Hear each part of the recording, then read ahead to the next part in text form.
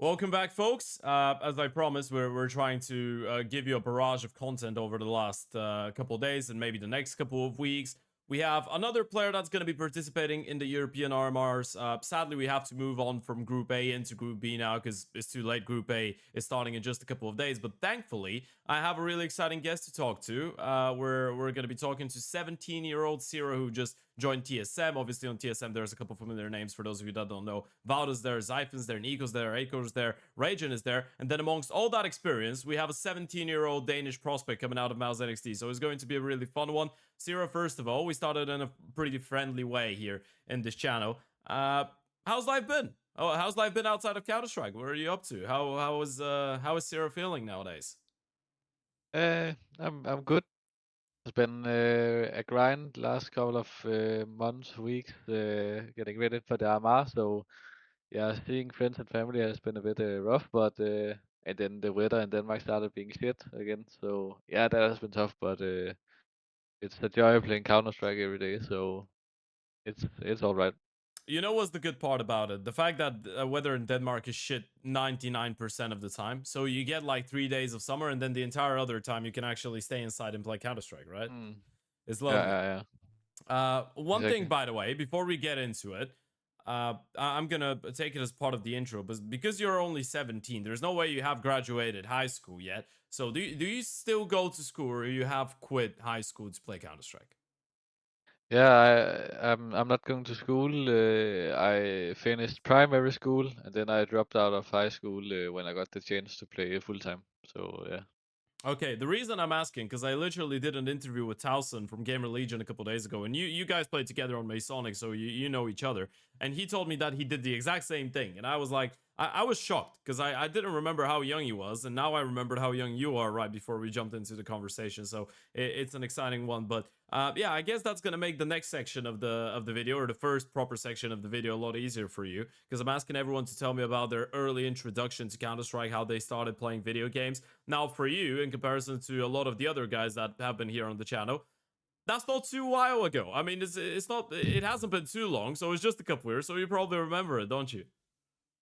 Yeah, I remember like I was playing Minecraft a lot, and then my friends were going to a LAN party together. Unfortunately, I couldn't participate. And then I asked them, "Oh, did they grind a lot of Minecraft?" And they said no, they played CS:GO. And I was like, "CS:GO? What is that?" And then I just Okay. started playing, and then never played anything else than it. So yeah, it's 7 years ago or something like that. I can't remember, maybe eight. But So you were like I play. 9, 10 years old, approximately.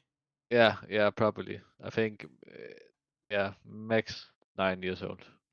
Okay, so we're talking if it's 9 years ago, then it's not actually too late into CS:GO. We're talking 2015 when you get introduced to the game. But have you always been a gamer by nature, or it's been mainly Counter Strike? Like, do you play other games? Are you a gamer by heart?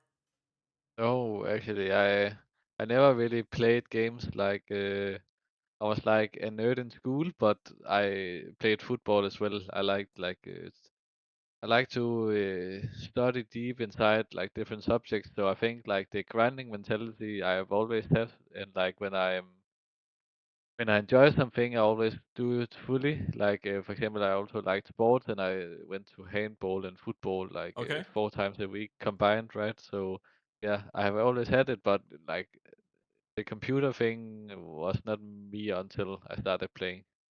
Yeah, it's interesting you said. For a lot of people that might not know, handball is actually a massive sport in Denmark, right? It's one of your Mm. national sports, so it's a really popular thing. What position did you play in football, by the way? Because I love making the correlation between, let's say, if someone was a forward in football, they oftentimes actually are, let's say, an oper in Counter Strike. So is there any connection between the role that you played on the field and the role that you play on the server?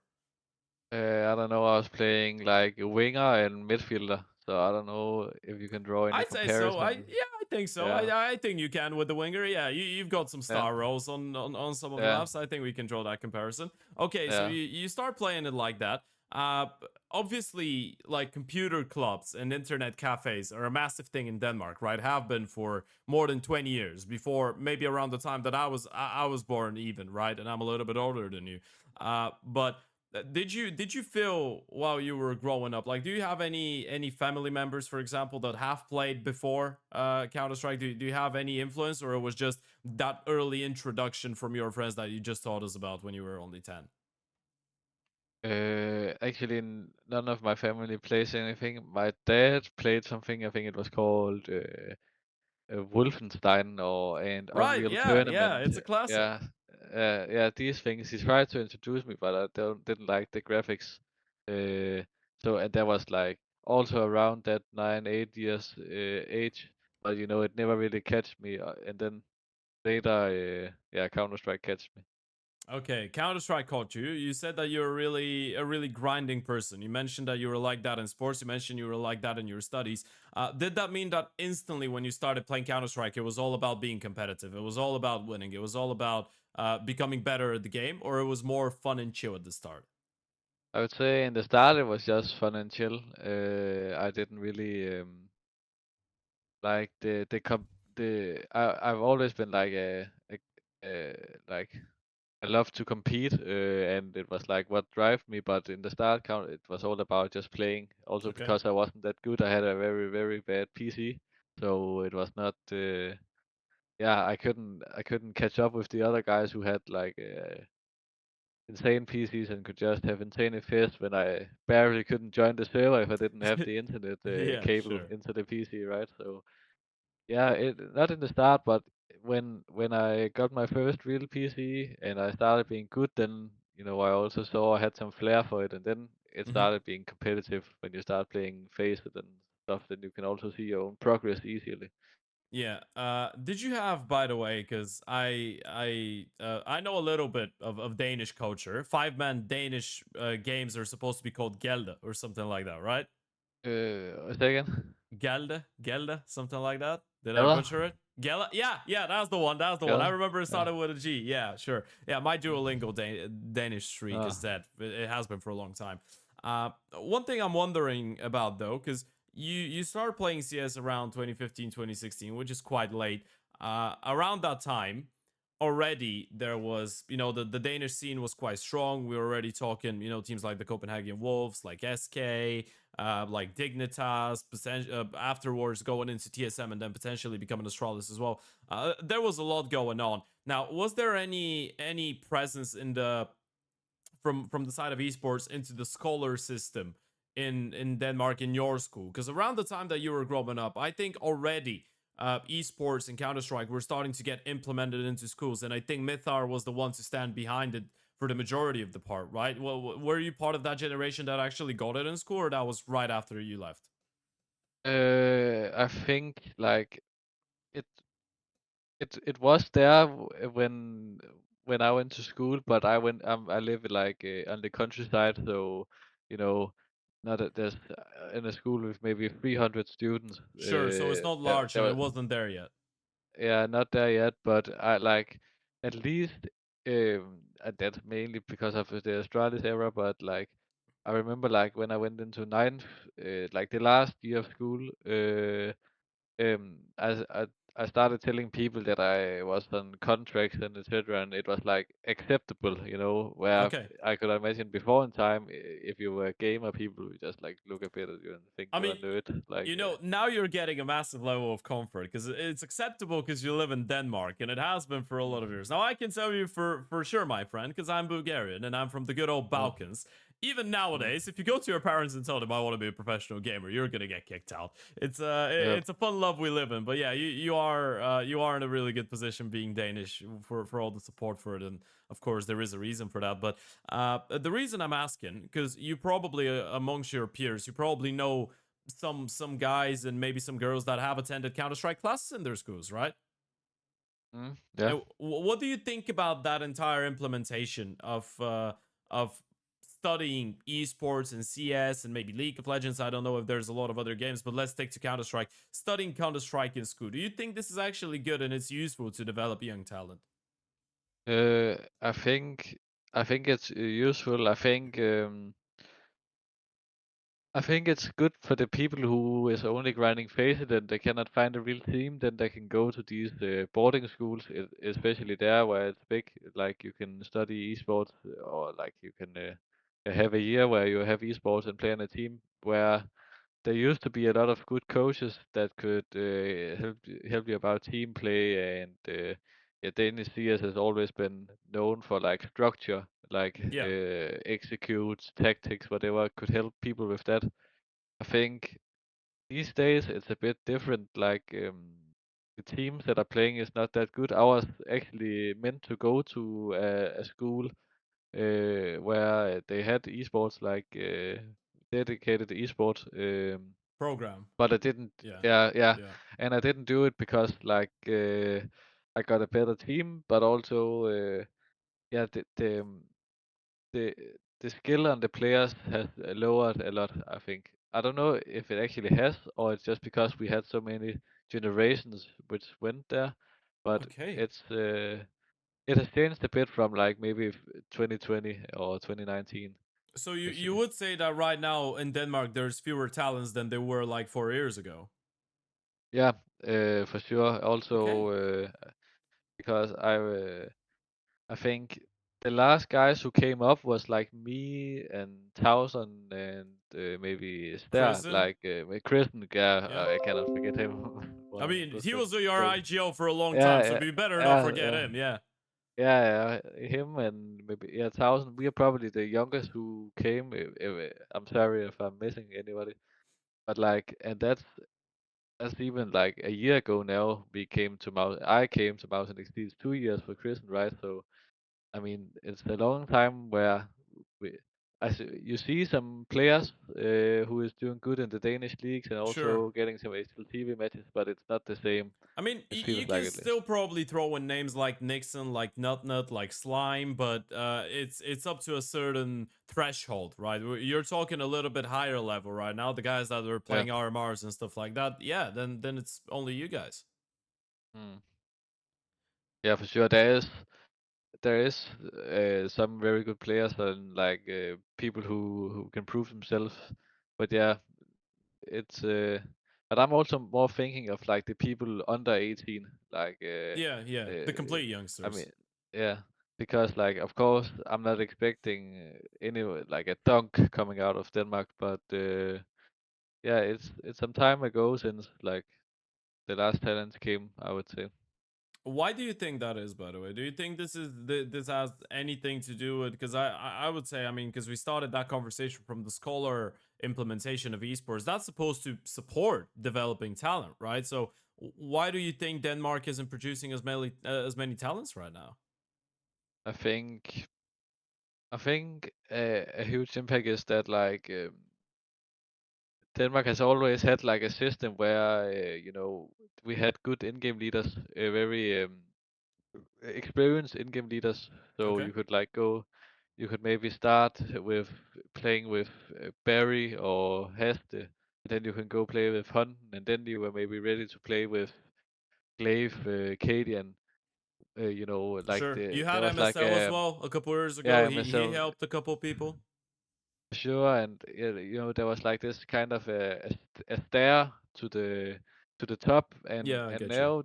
now like Barry is coach, Heste is also coach. I think I'm not sure he was analyst for NIP at least, and Hunten is coach. Like and they were known for taking up these young people, and now these days there's not that IGL who is taking people up from the bottom and are willing Right. to learn them Counter Strike. So I think that is a huge has a huge part of it.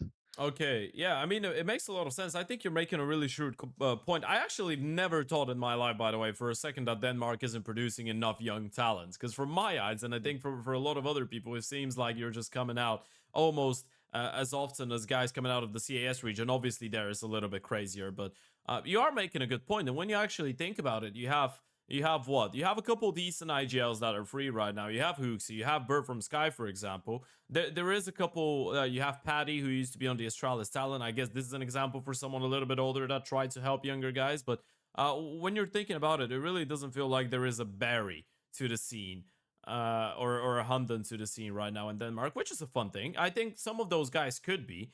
The interesting question that I have towards you now, because we are having that conversation. Who was your Barry? Who was the one to pick you up, and was it Barry? I have watched some demos with Barry, like also Okay. because I remember before I joined MOUZ NXT, I had an offer from Sprout as well. Maybe I could go there or their academy team. Okay, that's right Um, after Masonic, right? yeah, yeah. Yeah. So I watched some demos with him, and yeah, but I would say I haven't had that IGL who told me I played under like Frostlev. With all respect, he's a really good player, and he's also a great IGL, but he's not like a Barry like that is teasing people. He knows how to play the game. He knows how to call, but he also um, It's like a father figure. yeah, and he demands that you also know a lot about the game, if that makes Okay, sense. Like sure. he's not gonna like the way he's playing is you need to take individual responsibility. So I wouldn't say I've had anyone. I think I have just always been willing to learn and listen. And then yeah, I think that is mainly what brought me.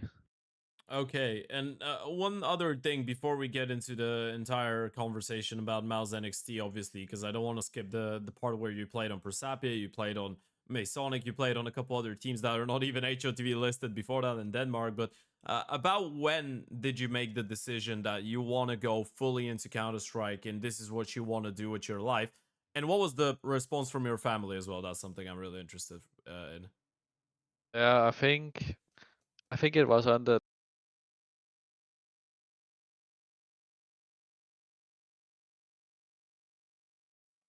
in Denmark, there's this web page called Does 2 DK. Yeah. We heard about it, and there was like a community page where people were searching for team, and then I was thinking, okay, I only play Faceit, I have a lot of time. I'll just put up a like a team application, whatever Okay. you call.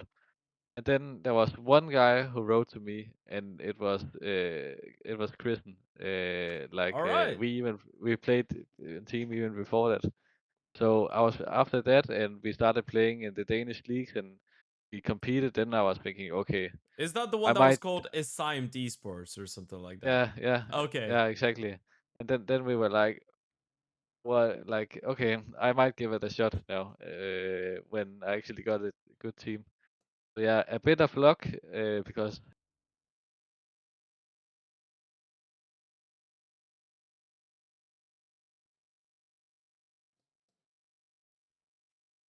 like they have also been, you know, I have never gotten allowed to just stay home and just play. Like it wasn't like I could quit school and play with no team. Hmm. But and so they have like demanded something of me, but they have also been supportive and like they wanted to help me when I have a tough time. They're talking with me and trying to be like mentors, whatever. Like yeah. So they Okay. have always been supportive. Right. That's great to hear. Then in that case, do you feel like your time of your time in the Danish teams was kind of like more you testing the waters and seeing what being a professional really is? Because you left to play international Counter Strike quite early. Was that a conscious decision from your side? Like, yeah, I want to go out of Denmark and play internationally because I feel like I'm gonna develop more, or was it more of a I get a good opportunity, so I'm not gonna miss out on it, and I'm just gonna go and learn how to play on an English speaking team? I think it was a bit of a mix because I uh, first of all, MOUZ NXT had a really great reputation. They still have, for that matter. But Yeah. yeah, and I talked a lot with TOBIZ, and I knew Kristen. So I was thinking that was like I think it was just a great place. Also because even though it's academy team, they were also always known for playing a lot of officials, and that was just what I wanted. I just wanted to get a lot of experience with playing matches because that is like as a young player that is like what you need in my opinion, just to Okay. play and gain experience. But also like I have never been like scared of missing out of Denmark, like because I'm talking with all the Danish players. We are sitting on team playing Face It every day. So I was like, I never thought about, or I was never scared of missing out on anything. Okay. And I think both international and national has had a lot of great to offer. Like I think it's also with the communication. Now it's going to be a bit different talk, but the communication is like almost one to one in my book. Like with how people are always trying to tweak, like speaking English, keywords, etc. So yeah, I was never scared of missing out on anything. Okay, you were never scared of missing out on anything. Now, you seem to be quite opinionated on some things. So, you mentioned that MOUZ NXT are doing a really good job in terms of offering you young fellas to play a lot of officials. Do you think this is the one thing that makes the difference between MOUZ NXT and some other academies, and that's the thing that makes them such a successful organization for building up young talent? Well, what do you think are the biggest strengths, the things that MOUZ NXT do really well? Yeah, I think first of all, they have a great reputation already. Like they have a good relationship to like tournament organizers, so they can always play. Okay. Uh, but also, I just have to give a huge shout out to TOBIZ. Like Hmm. he's the best in the world at doing his job. Like I think. The only team that has come close to MOUZ NXT is probably Spirit Academy, like Yeah. producing talents and doing well online. And he has just like shown time and time again that he can just take some players, then he will just promote them to the main team, or they will get a better team. And he has just shown it with so many now, so that for me it cannot be a like you cannot question him. He's just the best in the world at his job, in my opinion. That's really good. I mean, it's good that you think that because he is one of the few good coaches that you've worked with, right? So it's nice to see that there is a lot of appreciation there. One thing I wanted to ask you about, by the way, because you joined MOUZ NXT and it's probably a lot more professional than some of the other projects that you had. Even though on Masonic you guys were actually playing a lot of events and you played your first LAN on Masonic as well, the Mist Heroes, right? That you won, and I think it was in Norway, right? So Yeah. you did play a lot of officials there, and you were already a good team. But was there a difference in level of professionalism once you joined MOUZ NXT? Um, yeah, like the mouse has a lot more like tools and Sure, resources. yeah, resources. That was the word I was looking for. They like the whole setup is much better. Like I think basically we got the same resources and tools like the main team did. Like Okay, we also got yeah like yeah we could look at the main team's pracs as well. Like learn from that. And matches and voice comms, for example. So it was just like a whole, like of course in Mouse, there's also in the company itself, there's a lot of more employees. okay. So it's just a much bigger organization. So I think it like I think the people behind Masonic is working really hard, and they are all of them are great people. I have nothing bad to say about it, but it just you cannot come.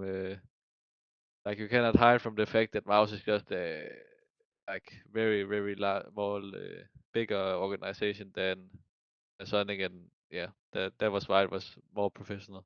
Okay, we are now moving into your time with MOUZ NXT. Now, obviously, there was a couple of different iterations of that MOUZ NXT lineup, right? Kristen was already there. You join in, you play alongside PR, who was also a massive talent. You get Neityu from France, and then you get Burmilov towards the end. That felt like it was the probably strongest iteration of MOUZ NXT. But the one thing I'm really curious about, it's actually two things that I'm curious about. First of all, how did you find playing so many officials? Because you said that you wanted to play officials, but there was a point where you guys were one of the teams in the world with the most maps on HLTV, right? So that's what, two, three best of threes every single day. You barely have any time to practice. You barely have any time for normal life. Have you ever felt overwhelmed by the amount of officials, and have you ever felt that this has actually handicapped your individual performance in a way? Um, I would say I got affected a bit by it.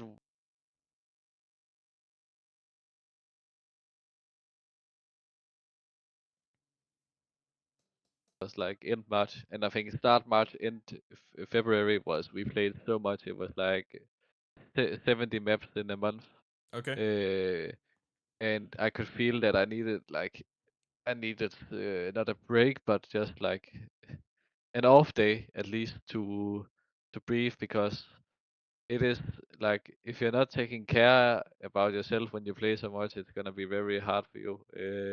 So you have to be good at yeah, take a break and like just calm myself down and refocus. So yeah, I have been a bit affected by it, but never in a way where I felt stressed or like I was close to take a break for a longer time or quit or whatever. Like Sure. never that, but you need to be aware that you cannot play a best of, even just one best of three a day is hard, like every single day. I Yeah. also remember in May I counted we had 2 off days, like and that was also counting the weekends. Like it was, Yeah. yeah, it is tough. It is tough, but you guys did really well, and I am curious about that because obviously you worked with Krisen there, and now he's an OG. I've also always rated really highly his work as an in-game leader, but you and PR's rifles as well, Neityu too. Every single one of you seems to be doing really well right now from those people that I listed. But how did you feel the dynamic was on the team? Because there's a lot of you guys that are showing that you have the potential to be the quote unquote star players in a way. And Kristen himself is an in game leader that, as much as I feel like he's really good at giving space to others, is still a little bit needy to make moves himself, right? So, did you find it difficult maybe at times to actually find space for everyone to play the type of Counter Strike that they wanted? Mm, yeah, sometimes I got a lot of the space that I wanted.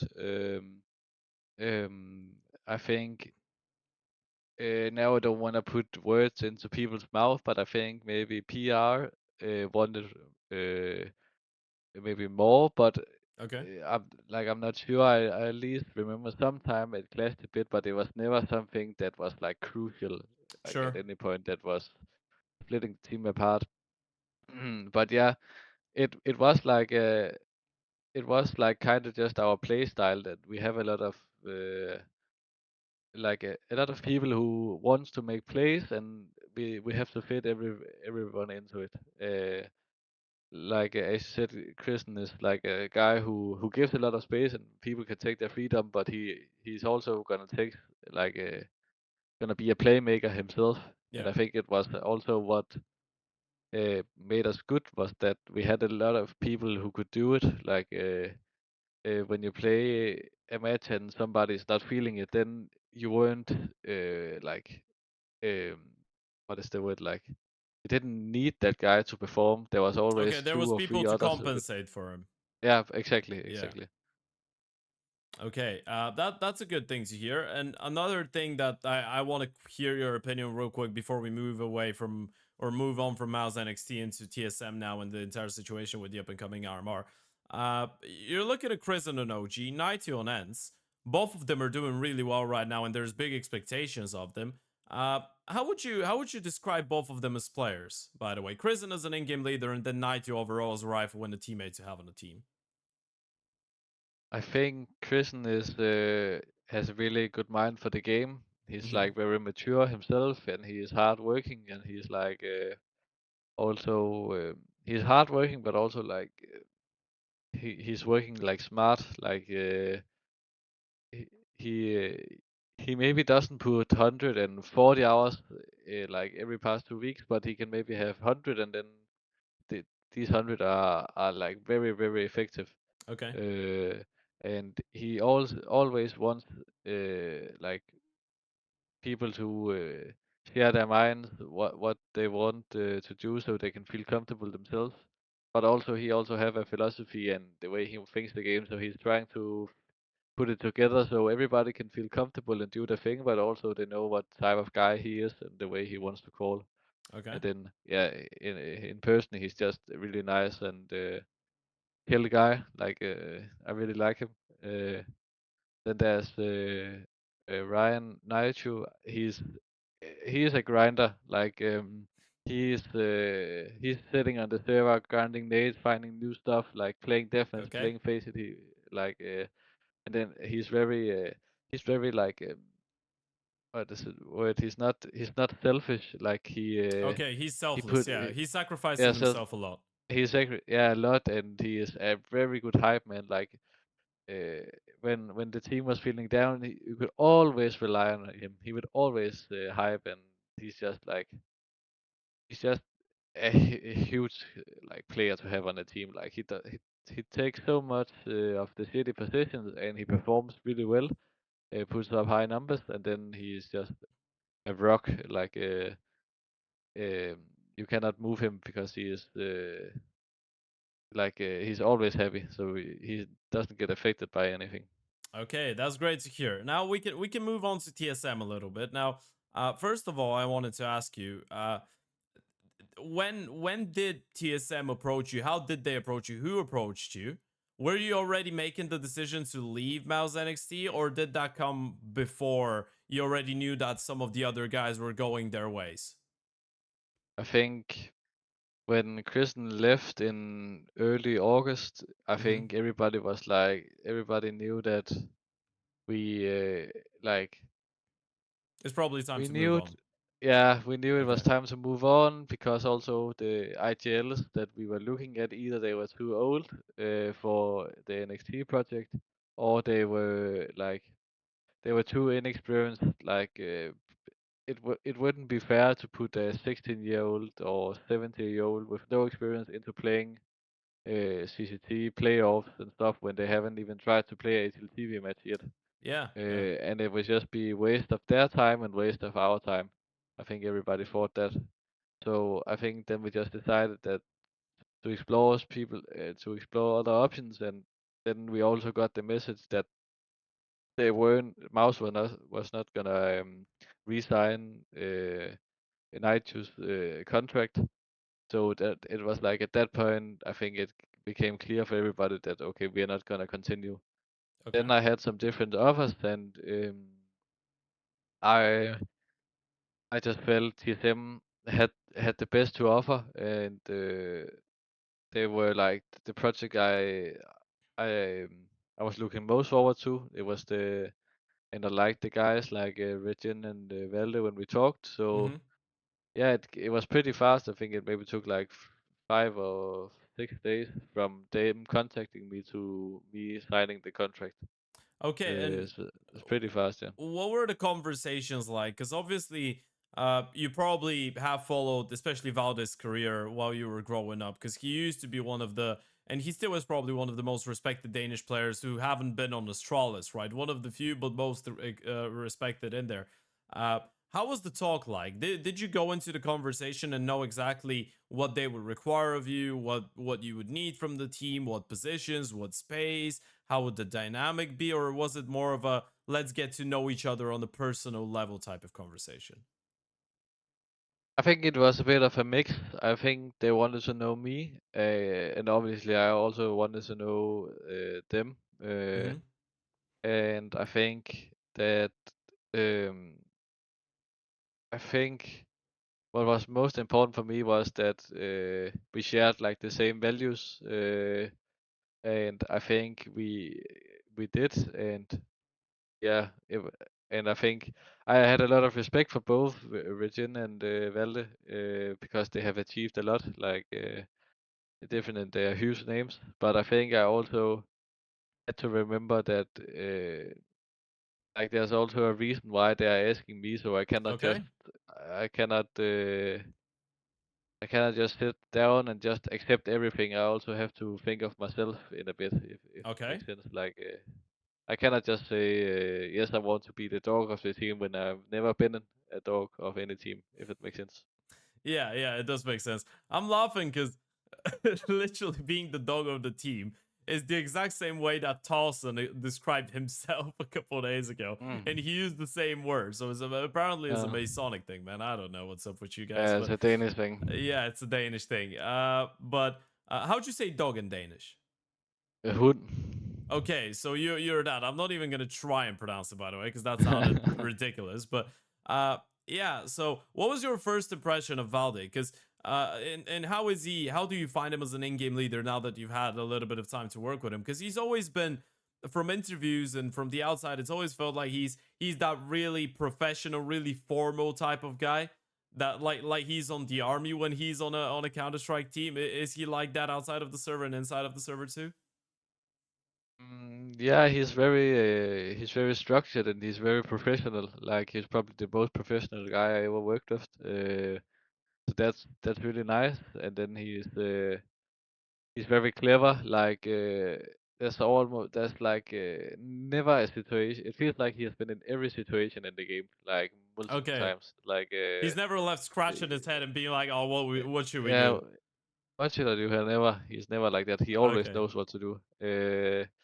So yeah, that has been like I learned a lot from him.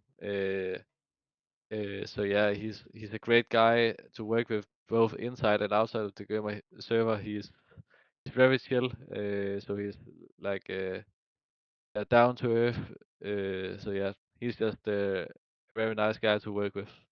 Okay, and another question I have about one of your teammates, because you are going into this team, you're by far the least experienced one, but there isn't too big of an age gap between you and Zyphon, although and with everyone else there is quite a large one, including the coach too. So is he kind of like the are you two buddies in a way, in the fact that you guys are the youngest ones on the team and everyone else is 25 plus or whatever?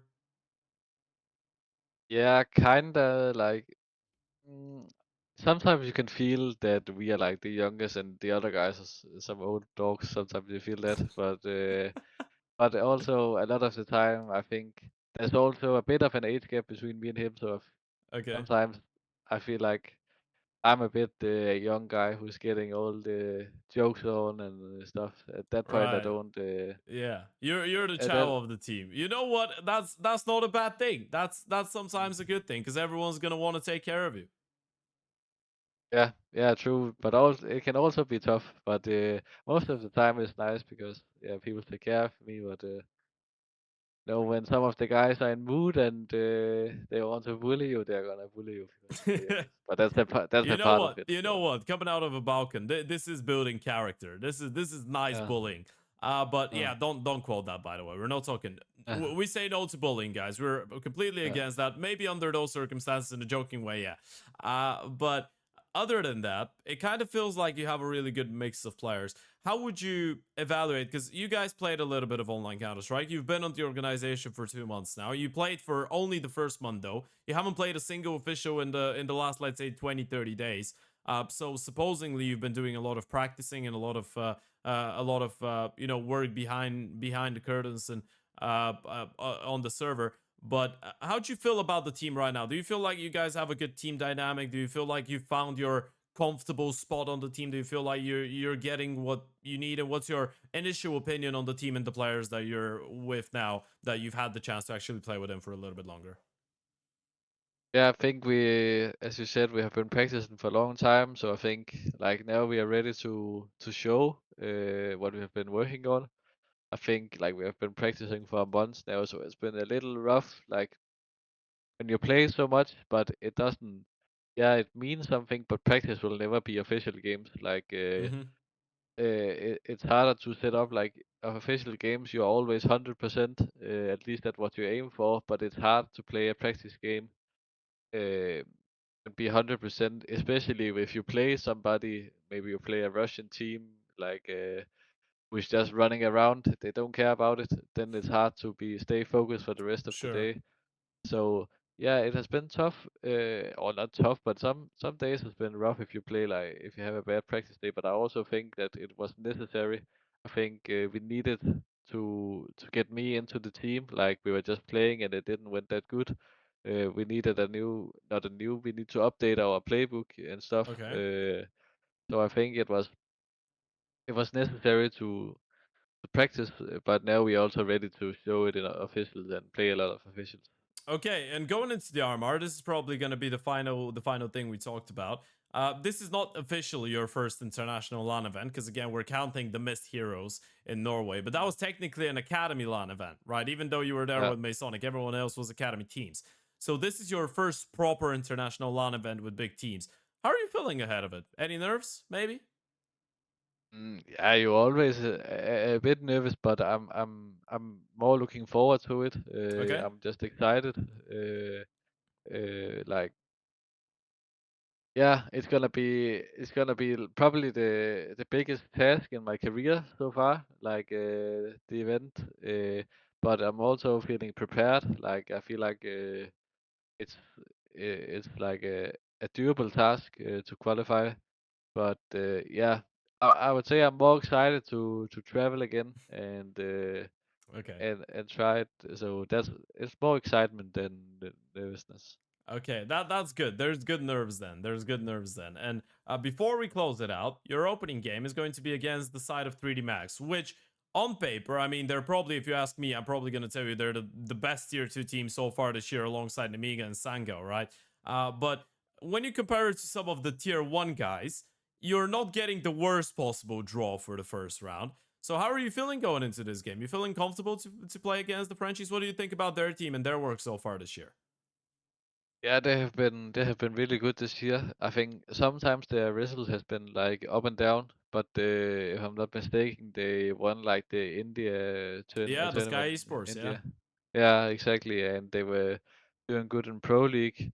Um, so yeah, they are a great team, but I also feel it's a team that I have played a lot this year. So it's like you know, I don't I it's not something I haven't faced You're before. not Like diving into the unknown. Yeah.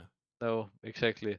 So yeah, I feel like it's a comfortable opponent. We also played them in the ESL Challenger Hmm. League where we lost 1-2. Where even there was one of them after I can remember where I felt like we should have won. So yeah, but you can always say that. But yeah, it's gonna be a fun match. I think it's gonna be more even than the numbers are showing. But of course, 3D Max is a very good team, so I don't expect it to be easy at all. It's gonna be exciting, but also hard.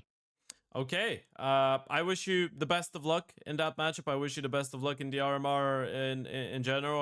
I've had a lot of fun and it's been a really pleasant conversation. Final thing I'm gonna let you say, you can just address to maybe the guys that are supporting you personally, maybe the people that are supporting TSM, just a message you want to get out there. It could be just a message to everyone watching in general the Counter-Strike audience.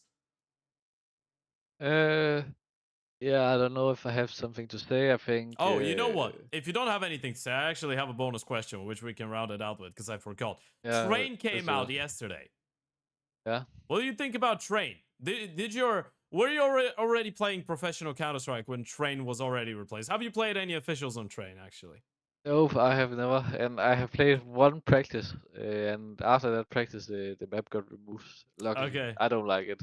I feel like Oh, it you looks don't like it? disgusting. Yeah, it looks Really? disgusting. Yeah, Oh man, I hate you're it. too young. You're too young for that. Okay, you know what? I'm gonna give you a little bit of time. It's gonna grow into you're gonna grow to love it. I swear, it's a great map. So what if I'm gonna ask you the question like that? If Train was to go into the map pool, which map would you remove for Train?